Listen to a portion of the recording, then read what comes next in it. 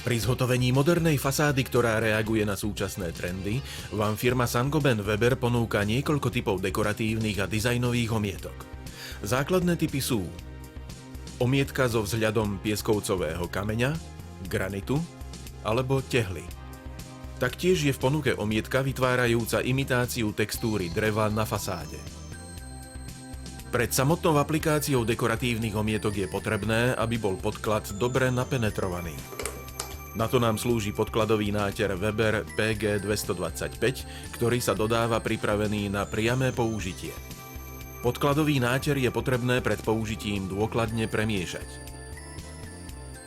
Na stenu, v našej ukážke na skúšobnú stenu, náter rovnomerne nanášame pomocou plsteného valčeka v dvoch vrstvách. V jednej vrstve horizontálne a v druhej vrstve po cirka 5 hodinách vertikálne. Tento náter poskytuje veľmi dobré krytie, je odolný voči UV žiareniu a zabezpečuje povrch pred vznikom siníc, rias a húb. V prípade omietky so vzhľadom dreva použijeme podkladový náter Weber 700 v jednej vrstve. Po dôkladnom zaschnutí podkladového náteru, pri ideálnych podmienkach cirka 12 hodín, pristúpime k aplikácii omietky.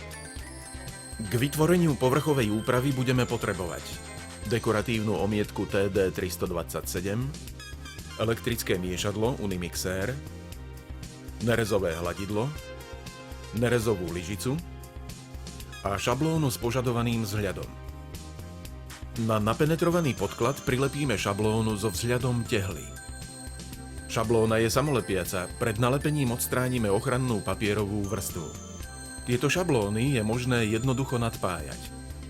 Šablónu priložíme na stenu a zafixujeme ju na povrchu. Najprv rukou a potom pevne hladidlom.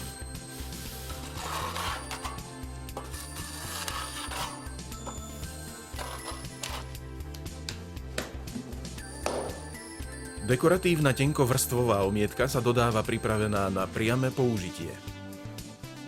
Hmotu treba dôkladne premiešať. Na tento účel použijeme elektrické miešadlo s nástavcom pri nízkych otáčkach.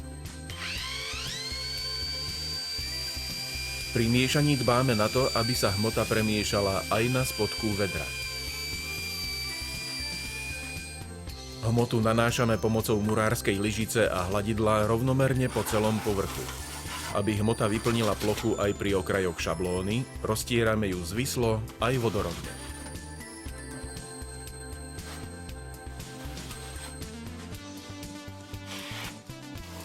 Povrch nakoniec ešte raz zotrieme nerezovým hladidlom tak, aby šablóna bola viditeľná, čím docielime rovnomernú hrúbku vrstvy omietky na celom povrchu.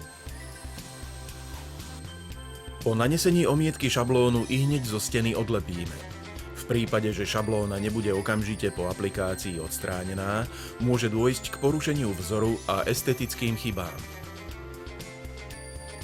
Správne nanesená vrstva má ostro vykrojené okraje. Pri ideálnych podmienkach trvá vyschnutie a vyzretie omietky 24 hodín. Takto vytvorený povrch verne imituje vzhľad tehly. Bližšie informácie o tomto produkte nájdete na našej webovej stránke.